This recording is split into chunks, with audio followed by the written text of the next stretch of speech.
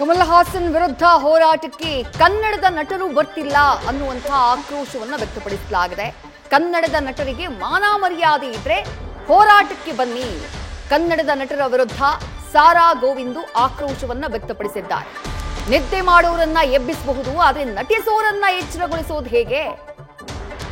ಹಿರಿಯ ನಟ ದೊಡ್ಡಣ್ಣ ಕರೆ ಮಾಡಿದ್ರೂ ಕೂಡ ಫೋನ್ ಎತ್ತಾ ಇಲ್ಲ ಅಂತಾನು ಆರೋಪಿಸಿದ್ದಾರೆ, ಅಸಮಾಧಾನ ವ್ಯಕ್ತಪಡಿಸಿದ್ದಾರೆ ಸಾರಾ ಗೋವಿಂದು ಅವರು.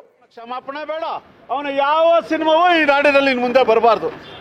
ಇದು ಹೋರಾಟಗಾರರ ಹಕ್ಕೊತ್ತಾಯ. ಇನ್ನು ಕಲಾವಿದರ ಬಗ್ಗೆ ಕೂಡ ಆಕ್ರೋಶ ವ್ಯಕ್ತಪಡಿಸಿದ್ರಿ. ಕನ್ನಡದ ಕಲಾವಿದರು ಸಪೋರ್ಟ್ ಮಾಡ್ತಿಲ್ಲ. ಕನ್ನಡದ ನಟರು ಬಹಳಷ್ಟು ಸಪೋರ್ಟ್ ಮಾಡ್ತಿಲ್ಲ, ಏನು ಹೇಳಿಕೆಯನ್ನು ಕೊಟ್ಟಿದ್ದಾರೆ, ತಟಸ್ಥ ನೀತಿಲಿದ್ದಾರೆ. ಅವ್ರಿಗೇನಾದರೂ ಮಾನ ಮರ್ಯಾದೆ ಇದ್ರೆ, ಗೌರವ ಇದ್ರೆ, ಕನ್ನಡದ ಮೇಲೆ ಅಭಿಮಾನ ಇದ್ರೆ, ನಾನು ಕನ್ನಡದ ನಟ ಅಂತ ಇದೇ ತಟ್ಟಿ ಹೇಳ್ಕೊಳ್ಳುವಂತ ಶಕ್ತಿ ಇದ್ರೆ ಈ ಕೂಡಲೇ ಕಮಲ್ ಹಾಸನ್ ಹೇಳಿಕೆ ವಿರುದ್ಧ ಹೇಳಿಕೆ ಕೊಡ್ಲಿ. ಈಗ ಎಲ್ಲ ಒಂದಿಬ್ರು ಯಾರೋ ನಟ ಕಿಶೋರ್ ಅಂತಕ್ಕಂಥವನು, ಇನ್ನು ಸೈಬೀರಿಯನ್ ಬರ್ಡ್ ಅಂತ ಅಂತಿರಲ್ಲ ರಮ್ಯಾ ನಟಿ, ಸಂಸದೆ, ಮಾಜಿ ಸಂಸದೆ, ಈಕೆ ಹೇಳಿರ್ತಕ್ಕಂಥ ಅವಿವೇಕದ ಮಾತುಗಳಿಗೆ ನಾವು ಯಾವುದೇ ಮನ್ನಣೆನ ಕೊಡಬೇಕಾಗಿಲ್ಲ. ಯಾಕಂದ್ರೆ ಅವರಿಬ್ಬರು ಯಾವುದೇ ಹೋರಾಟಗಾರಲ್ಲ, ಯಾವುದೇ ಹೋರಾಟಗಾರ ಬೀದಿಗಿಳಿದು ಹೋರಾಟ ಮಾಡಿರೋ ನಿದರ್ಶನಗಳು ನಮಗಿಲ್ಲ.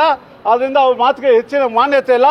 ಅವ್ರಿಗೆಲ್ಲೋ ತಮಿಳರ ಒಂದು ಋಣ ಬೇಕಾಗಿದೆಯೇನೋ, ಅದಕ್ಕೆ ಈ ರೀತಿ ನಾಟಕದ ಮಾತುಗಳು, ಒಂಥರ ವಿವಾದಾತ್ಮಕ ಮಾತುಗಳು ಅವರು ಆಡಿದ್ದಾರೆ.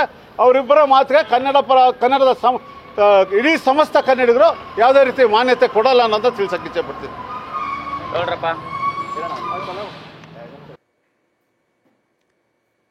ಕರವೇ ಶಿವರಾಮೇಗೌಡ ಅವರ ಬಣ ಫಿಲಂ ಚೇಂಬರ್ಗೆ ಇವತ್ತು ಎಂಟ್ರಿಯನ್ನ ಕೊಡ್ತು. ಫಿಲಂ ಚೇಂಬರ್ನಲ್ಲಿ ಎಂಟ್ರಿ ಕೊಟ್ಟಂತಹ ಸಂದರ್ಭದಲ್ಲಿ ನಡೆದಂತಹ ಸುದ್ದಿಗೋಷ್ಠಿಯನ್ನ ಗಮನಿಸಿದ್ರಿ. ಫಿಲಂ ಚೇಂಬರ್ ಅಧ್ಯಕ್ಷ ನರಸಿಂಹಲು ಅವರು ಕೂಡ ಇದ್ದಾರೆ. ಅವರಿಗೆ ಮನವಿಯನ್ನ ಮಾಡಿಕೊಳ್ಳಲಾಯಿತು, ಯಾವುದೇ ಕಾರಣಕ್ಕೂ ಕಮಲ್ ಹಾಸನ್ ಅವರ ಥಗ್ ಲೈಫ್ ಸಿನಿಮಾ ರಿಲೀಸ್ ಆಗಬಾರ್ದು ಜೂನ್ 5ನೇ ತಾರೀಕು. ಇಫ್ ಇನ್ ಕೇಸ್ ರಿಲೀಸ್ ಆದ್ರೆ ಮುಂದಿನ ಹೋರಾಟವನ್ನ ಅವ್ರು ಎದುರಿಸಬೇಕಾಗತ್ತೆ, ಆ ವಾರ್ನಿಂಗ್ ಅನ್ನ ನಾವು ಆಲ್ರೆಡಿ ನೀಡಿದ್ದೀವಿ ಅನ್ನುವಂಥ ಮಾತನ್ನ ಹೇಳಿದ್ರು ಶಿವರಾಮೇಗೌಡರು. ಇದೇ ಸಂದರ್ಭದಲ್ಲಿ ಮಾತನಾಡಿದಂತಹ ಸಾರಾ ಗೋವಿಂದು ಕನ್ನಡದ ನಟರ ವಿರುದ್ಧ ಆಕ್ರೋಶ ವ್ಯಕ್ತಪಡಿಸಿದ್ರು.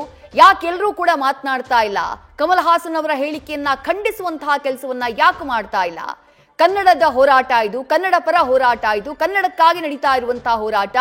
ಆ ಹೋರಾಟಕ್ಕೆ ಕಲಾವಿದರ ಸಂಘವೇ ಸರಿಯಾಗಿ ಸ್ಪಂದನೆಯನ್ನ ಕೊಡ್ತಾ ಇಲ್ಲ, ಕಲಾವಿದರ ಸಂಘದವರು ಫೋನ್ ರಿಸೀವ್ ಮಾಡ್ತಾ ಇಲ್ಲ ಅಂತ ಹೇಳಿ ಸಾರಾ ಗೋವಿಂದು ಆಕ್ರೋಶವನ್ನ ವ್ಯಕ್ತಪಡಿಸಿದ್ರು.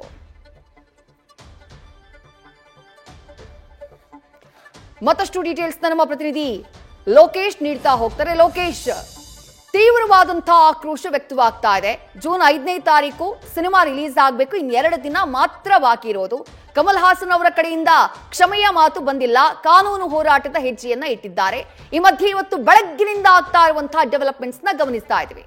ಏನ್ ಮಾಹಿತಿ ಸಿಗ್ತಾ ಇದೆ? ಯಾವ ನಿಲುವಿಗೆ ಬದ್ಧರಾಗಿದ್ದಾರೆ ಕನ್ನಡ ಪರ ಹೋರಾಟಗಾರರು? ಜೊತೆಗೆ ಫಿಲಂ ಚೇಂಬರ್ ಏನ್ ಹೇಳ್ತಾ ಇದೆ?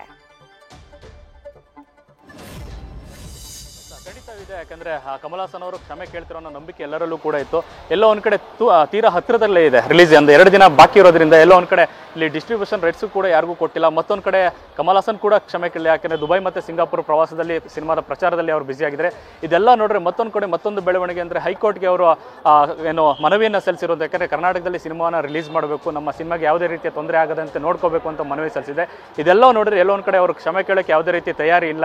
ಮತ್ತೊಂದು ರೀತಿಯಲ್ಲಿ ಈ ತರ ಕಾನೂನು ಹೋರಾಟಕ್ಕೆ ಮುಂದಾಗಿರುವಂಥದ್ದು ನೋಡಿದ್ರೆ ಕಮಲ್ ಹಾಸನ್ ಯಾವುದೇ ಕಾರಣಕ್ಕೂ ಕ್ಷಮೆ ಕೇಳಿರುವಂಥದ್ದು ಮುನ್ನೋಟಕ್ಕೆ ಗೊತ್ತಾಗ್ತದೆ. ಮತ್ತೊಂದು ಕಡೆ ಹೇಳಿದ್ರೆ ನಾಳೆ ಏನು chamber of commerce of chambers ಏನಿದೆ ಅದ್ರ ಮೂಲಕ ಕೂಡ ನಾಳೆ ಸಭೆ ನಡೀತಾ ಇದೆ ಸೌತ್ ಫಿಲ್ಮ್ ಚೇಂಬರ್ಸ್ ಕಡೆಯಿಂದ. ಸೊ ಅಲ್ಲಿ ಕೂಡ ಕಮಲ್ ಹಾಸನ್ ಅವರು ಕ್ಷಮೆ ಕೇಳಬೇಕು ಅನ್ನೋ ಒತ್ತಾಯ ಮಾಡಬೇಕು ಅನ್ನೋ ನಿಟ್ಟಿನಲ್ಲಿ ಎಲ್ಲ ಕೂಡ ಒಟ್ಟಿಗೆ ಸೇರ್ತಾರೆ. ಬಟ್ ಎಲ್ಲೋ ಒಂದು ಕಡೆ ಹೈಕೋರ್ಟ್ಗೆ ಇವರು ಮನವಿ ಸಲ್ಲಿಸಿರೋದು ನೋಡಿದ್ರೆ ಕಮಲ್ ಹಾಸನ್ ಯಾವುದೇ ರೀತಿ ತಯಾರಿ ಮಾಡಿಲ್ಲ ಕ್ಷಮೆ ಕೇಳೋ ವಿಚಾರದಲ್ಲಿ ಅಂತ ಗೊತ್ತಾಗ್ತದೆ. ಮತ್ತೊಂದು ಕಡೆ ಇವತ್ತಿನ ಬೆಳವಣಿಗೆ ನೋಡಿದ್ರೆ ಇವತ್ತು ಶಿವರಾಮೇಗೌಡರ ಬಣ ಒಂದು ಕರವೇ ಒಂದು ಪ್ರತಿಭಟನಾಕಾರರೆಲ್ಲ ಕೂಡ ಫಿಲ್ಮ್ ಚೇಂಬರ್ ಮುಂದೆ ಏನು ಗೆರವು ಮಾಡಿರೋದು ಬಹಳ ಮುಖ್ಯವಾಗಿ ಹೇಳ್ಬೇಕಂದ್ರೆ ಇಲ್ಲಿ ಒಂದು ವಿಚಾರ, ಕನ್ನಡದ ಭಾಷೆಯನ್ನು ವಿಚಾರ ಬಂದಾಗ ಕಮಲ್ ಹಾಸನ್ ಕ್ಷಮೆ ನಮಗೆ ಮುಖ್ಯ ಅಲ್ಲ.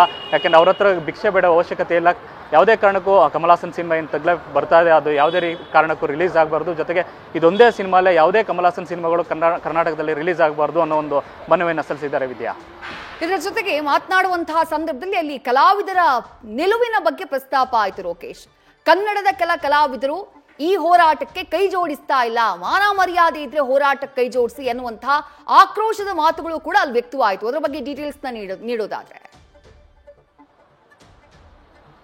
ಖಂಡಿತ ಇದೆ. ಯಾಕಂದರೆ ಕನ್ನಡ ಪರ ಹೋರಾಟ ಅಂತ ಬಂದಾಗ ಕಾವೇರಿ ವಿಚಾರದಲ್ಲಿ ಭಾಷೆ ವಿಚಾರ ಬರೋದಾಗಲಿ ಕನ್ನಡ ಇಂಡಸ್ಟ್ರಿ ಯಾವತ್ತೂ ಕೂಡ ಜೊತೆಯಾಗಿ ನಿಲ್ತಾ ಇದೆ. ಯಾಕಂದರೆ ಅಣ್ಣವರ ಕಾಲದಿಂದ ನೋಡ್ಕೊಬರೋದಾದರೆ ಪ್ರತಿ ಒಂದು ವಿಚಾರದಲ್ಲೂ ಹೋರಾಟದಲ್ಲೂ ಕೂಡ ಭಾಳ ಮುಖ್ಯವಾಗಿ ಕಲಾವಿದರು ಮುಂದೆ ಬಂದು ನಿಂತ್ಕೋತಾರೆ. ಬಟ್ ಇತ್ತೀಚೆಗೆ ನೋಡಿದ್ರೆ ಒಂದಷ್ಟು ಹೋರಾಟಗಳಲ್ಲಿ ಯಾವುದೇ ರೀತಿಯ ಮುನ್ನೆಲೆಗೆ ಬರ್ತಾ ಇಲ್ಲ. ಅದೇ ವಿಚಾರವಾಗಿ ಇವತ್ತೇನು ಶಿವರಾಮಯ್ಯ ಗೌಡರ ಬಣ ಏನಿತ್ತು ಅದನ್ನು ಬಹಳ ಮುಖ್ಯವಾಗಿ ಒತ್ತಿ ಹೇಳಿರುವಂಥದ್ದು. ಯಾಕಂದರೆ ಅಣ್ಣವರ ಒಂದು ದಾರಿ ಹಾಕೊಟ್ಟಿದ್ದಾರೆ. ಯಾವುದೇ ರೀತಿ ಅಂತಂದರೆ ತಮಿಳುನಾಡಲ್ಲಿ ನಿಂತು ಕನ್ನಡ ಪರವಾಗಿ ದನಿ ಎತ್ತಿದಂಥ ವ್ಯಕ್ತಿತ್ವ. ಅಂಥದ್ರಲ್ಲಿ ಯಾವುದೇ ಕಲಾವಿದರು ಕೂಡ ಇಂಥದ್ದೊಂದು ಹೋರಾಟದಲ್ಲಿ ಭಾಷೆ ವಿಚಾರದಲ್ಲಿ ಯಾರು ಕೂಡ ಮುಂದೆ ಬಂದು ನಿಂತಿಲ್ಲ.